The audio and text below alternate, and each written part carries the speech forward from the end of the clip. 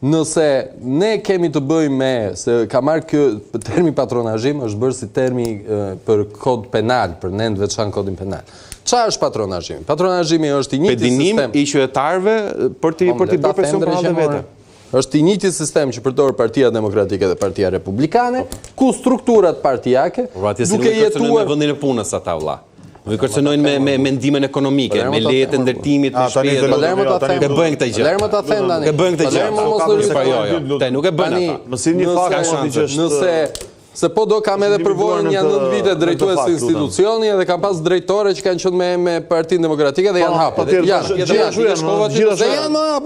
Janë hapur, vazhdojmë votojmë PD-n, si ka prek njeri. Dhe s'ka pasur kur orientim, unë s'kam pasur si drejtues, kur orientim që ata cilët janë me PD-n, që janë profesionistë të fushës, edhe janë në administratën shtetërore, do hiqet ka nga puna, po s'dan votët. Patronazhimi qa është në territor, është që në këtë lagje këtu, në këto 5 pallate, cilat janë problemet e 5 pallateve, është organizata e Partisë Socialiste që duhet që t'i evidentoj këto probleme, të shojë ato familje të cilat janë të Partisë Socialiste që të kemi një parashikim se cilat janë zgjedhje, të propozoj zgjidhje, po ka se ka shumë halka, është që nga administratori pallatit, ka probleme që nga llamba cila është në pallat. Apo në një fshat, ka llamba në një rrugë. Dhe patjetër që kjo ka administrator njësi aty? A ka ndërmarrje gjelbrim? Po bashkitë kanë këshilla. Po bashkitë kanë këshilla. Në momentin që nuk funksionojnë atë. Në momentin që nuk funksionojnë. O zotrin, në momentin që nuk funksionojnë ajo gjë, prandaj është Këshilli Bashkiak që ka përfaqësues politik, që partia politike ka zorin e vet dhe i thotë që ta rregullojë. Dhe ky sistemi patronazhimi që është i mëshmi, është e njëjta gjë që bën dhe Partia Demokratike dhe Partia Republikane Shtetë Bashkuara për të evidentuar votat. Çfarë punë bëjnë morbur? Çfarë punë bëjnë? Profesus politik. Ore fatkeqësia, di çfarë është se vi nga zgjedhjet, ka kryetar ose është janë pa punë. Dhe? Ç'do thotë kjo? Si kryetar? Kryetar organizatash socialiste. Ç'do thotë? Ç'po duhet mua kjo? Janë pa punë. Duhet të kemë punë patjetër ata. Këtë Vlorës kanë vështirësi, kanë profesion ata. Kanë profesion ata. Ata kanë profesion ata. Shtet partiu. E kuptoj çfarë mentaliteti kanë këto. Na kanë ngjitur pa punë kryetarët ose a thua se ata bëjnë u bë kryetarës është? E kanë punë sigurisht. Po çdo, a kanë profesion ata? Kanë marrë përparësi ata PD-s që kanë Vlorës. Pse që kanë pa punë? Mos kemi. Si që ka pa punë? Kurse ka kryetar të organizave Partisë Demokratike janë në punë. Po ç'do të thotë kjo? Po çfarë pra? Po kjo është ku është kjo diktatura, ky është ky.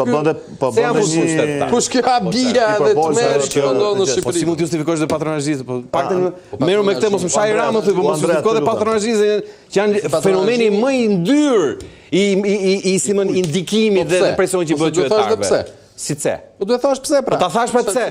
Sepse këta vemi që përdorin si patronazhist shkojnë dhe u bëjnë presion njerëzve, nga sanitaret e thjeshta të shkollës deri tek drejtuesit më të lartë, që do sjellësh zotri 30 vota për Partinë Socialiste ose nuk kemë vend punte. Dhe ju ka dalë kjo zotri, ti gazetar i famshëm. Me gjithë respekt se jemi bashkë.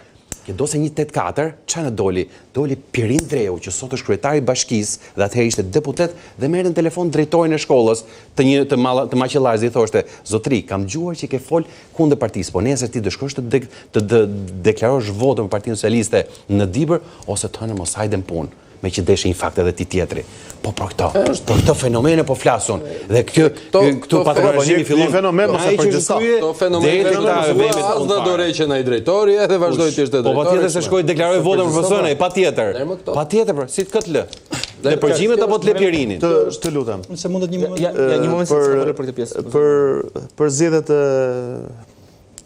në Tiranë. Ajo që dua të them është që duhet jap një këndvështrim edhe si qytetar, po edhe si profesus i Partisë Socialiste. Si qytetar për shembull, po marr kandidatin e Partisë Demokratike.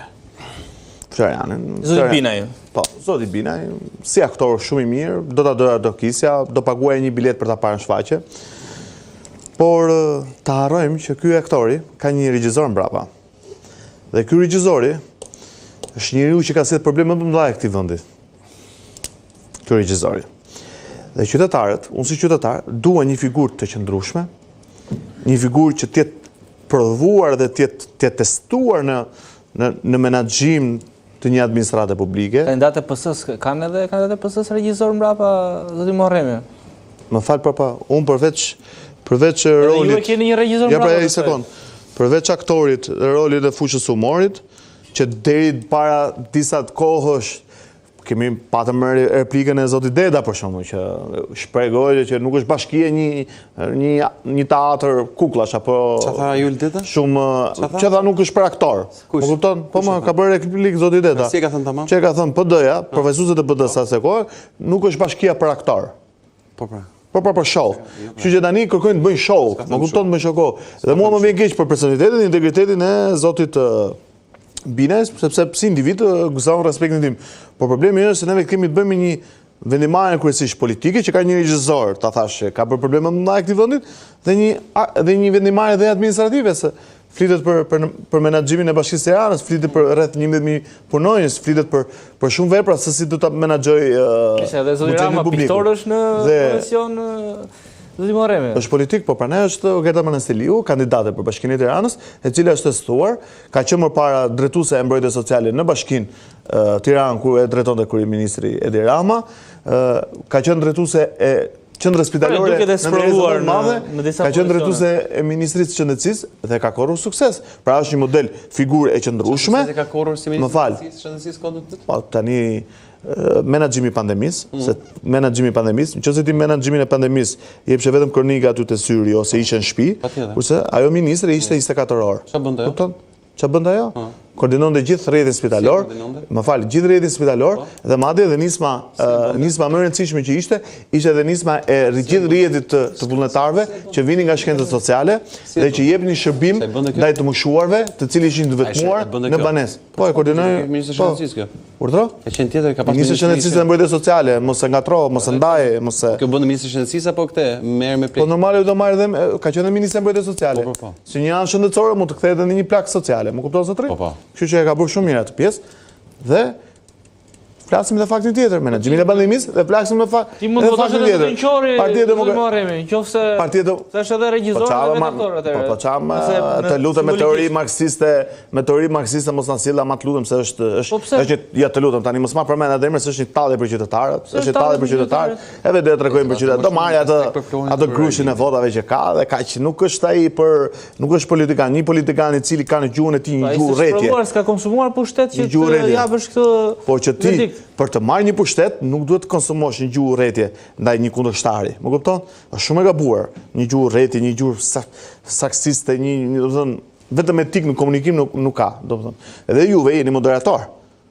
Më kupton? Jeni moderator dhe nëse doni të ecni në karrierë, nuk mund të ofendosh një moderator tjetër. Më kupton? Karrierë ka rrjedhur me ato që ti vendosi në duke të gjithë gabimet që bën, absolutisht. Ka mëkate akoma më të mëdha se të kritikosh kundërshtarin politik. Ta mund ta kritikosh. Po jo të kalosh në ofendim. Cili nga ka ofenduar? Ku? Pa hapi shikoj podcastet se i kemë radhë gjitha. Tani çfarë them, tani hapi se i kemë radhë. Do në çdo deklarim publik është vetëm fyrje. Kupton? Ato grushën e votave që të marrin. Pra ne po flasim qytetarët e Tiranës duan një menaxher të zonja, duan një vimësi, edhe Tirana 2030 është për Shqipërinë tonë 2030 dhe lokomotivi i Tiranës nuk mund të qëndrojë pas një aktori dhe një regjisori që ka bërë drama më të mëdha. Po kërkon të qëndrojë pas një figure politike të konsiderueshme si në arena kombëtare si dhe këtu. Edhe nëse do hapin videot e Ramës të vjetra si kryetar bashkie me SPA rrugëve të kryeqytetit ka qenë, kështu që urdhro? Le të themi ka një lidhje edhe te kjo pjesë. Po për linjën urbane, për të thyer atë mentalitetin, nëse ti tani të lutem mos më bëj këto paralelizma të lutem. Jo, Andrea, ty nuk është paralelizëm, tani ti po kërkon që nëse politikanët jenë ndërmjet komunikimit të tyre publik. Për zotin Qori edhe unë të bëra një paralele, thash që edhe zoti Rama me SPA ka dalë. Ti po kërkon që të jetë vetëm gjuha e komunikimit të urrëties.